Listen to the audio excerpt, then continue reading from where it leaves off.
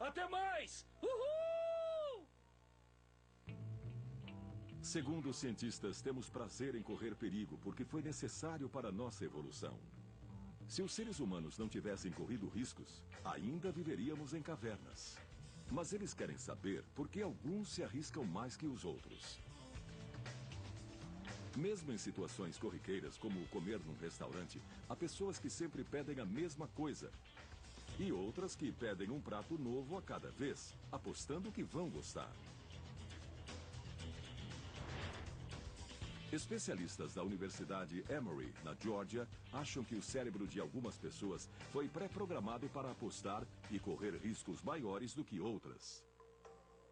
Eles pediram a voluntários que fizessem apostas. O objetivo é evitar levar um choque no pé. Ai, como isso dói. A cada jogada, o voluntário precisa escolher entre duas opções. Então eu vou tentar a primeira opção, porque eu não quero levar outro choque.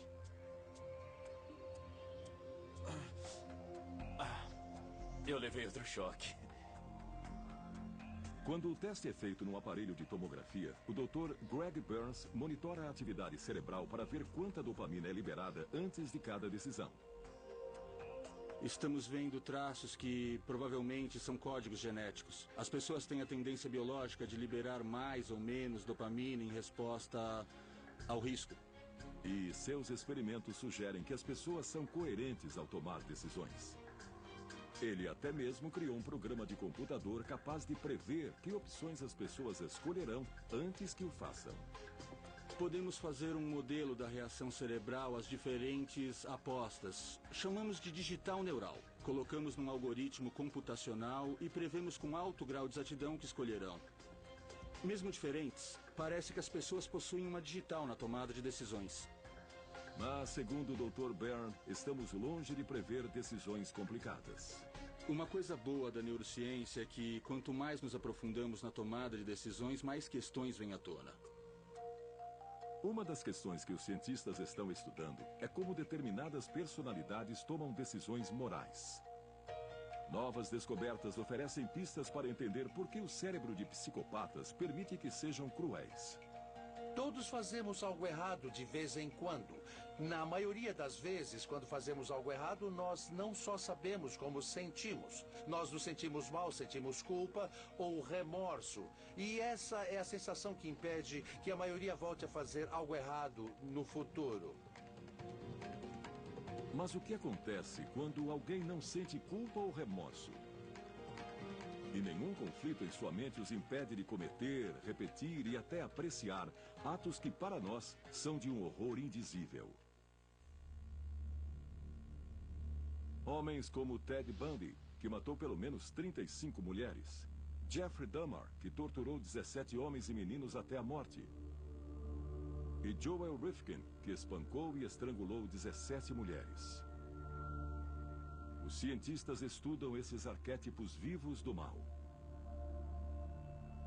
Digamos que foi Ted Bundy quem me motivou a ingressar nessa carreira. Ted Bundy morou na minha rua. Na minha infância, eu ouvia histórias sobre tudo que ele fizera. Todos ficavam perplexos. Surpreso? Não sei, não sabia o que esperar. Eu nunca fui pra cadeia, nunca fui preso. Combinei as duas coisas que eu mais queria entender. Como o cérebro funciona em pessoas normais e em criminosos, em psicopatas. As pesquisas sugerem que uma pessoa em cada 100 é psicopata. A maioria não é do tipo violento. Ainda mais raros são os que se tornam assassinos em série. Mas todos têm traços em comum. Ted Bundy exemplifica quase todas as características de um psicopata. Era muito falante e superficial, muito charmoso. Persuadia muita gente. Chegou a se casar na prisão mais tarde. Ninguém imaginava que ele fosse capaz de matar a sangue frio.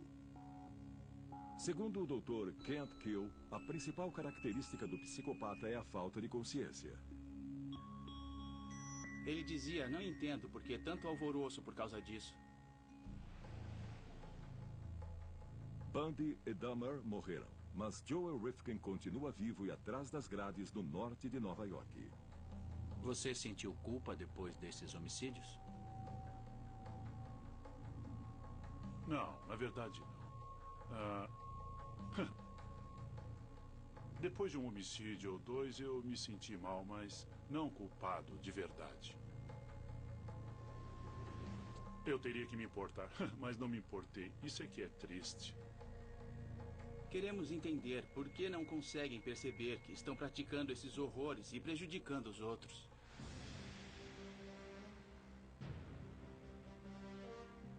Os cientistas esperam que, examinando o cérebro dos psicopatas, possam finalmente descobrir o motivo dessas distorções. No passado, Joel Rifkin já foi um pobre bebê inocente, com um lindo sorriso no rosto. Não tinha sequer uma gota de maldade, ou será que tinha?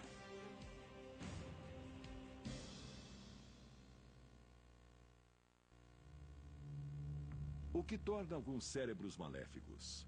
A resposta pode estar em experimentos inovadores realizados nas prisões do Novo México. Os cientistas estimam que 1 em cada 20 detentos tenha um distúrbio de personalidade que pode ser psicopata. Então, o que não faltam são casos para a pesquisa do Dr. Kiel. Ele pretende desenvolver novos tratamentos, mas para isso, ele precisa descobrir qual a diferença desses cérebros. A meta ideal é ajudar a reduzir o impacto dessa doença, não só sobre o indivíduo, mas sobre a sociedade. Primeiro, ele entrevista os prisioneiros para identificar os que possuem tendências psicopatas. Vamos conversar sobre vários aspectos da sua vida. Vamos começar falando da escola, do seu trabalho, da sua família, das suas atividades criminais e de coisas que você fez. Os psicopatas têm traços comportamentais muito parecidos. Teve problemas na infância? O tempo todo. Eles têm temperamento impulsivo e nômade, mudam de um lugar para outro, de uma relação para outra. São sexualmente promíscuos e tendem a arranjar confusão. O tempo todo.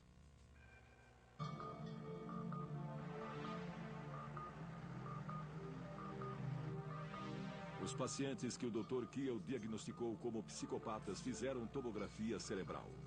No primeiro teste, ele verificou como eles reagiam ao cometer erros. Fizemos tomografias de mais de 300 detentos. Formamos um dos maiores bancos de imagens cerebrais do mundo. E, de longe, o maior banco de imagens cerebrais de psicopatas que já foi criado. Bom, este daqui é o ímã. Agora ele está parado, mas vai fazer muito barulho.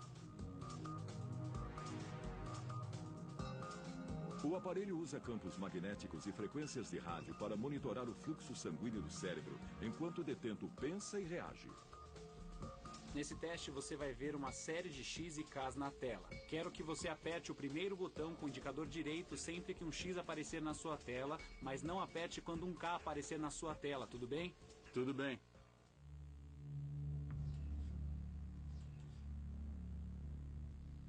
As duas letras aparecem tão rápido que é quase impossível para qualquer um acertar. É muito difícil. As pessoas cometem muitos erros, apertam botões na hora errada. Queremos saber como o cérebro deles reage a um erro e como se recupera desse erro. A atividade cerebral durante esse teste indica que os psicopatas não se importam tanto quanto os indivíduos normais quando cometem um erro. Mas isso não significa que não sejam inteligentes. O QI do assassino em série Joe Rifkin, por exemplo, é 128, o mesmo de apenas 3% da população. O mais espantoso é que têm inteligência acima da média em comparação ao resto da população carcerária, mas são muito esquentados e impulsivos, manipuladores e ardilosos. Eu já fui parado pela polícia com corpos no carro. Eu mentia e escapava da situação. Eu procurava um lugar para desovar os meus pacotes. Me perguntaram por que você está rodando por este bairro. Eu disse, eu me perdi. Como faço para chegar a tal rua? Eu não tinha ideia do que falava, mas estava com um mapa. E era muito convincente.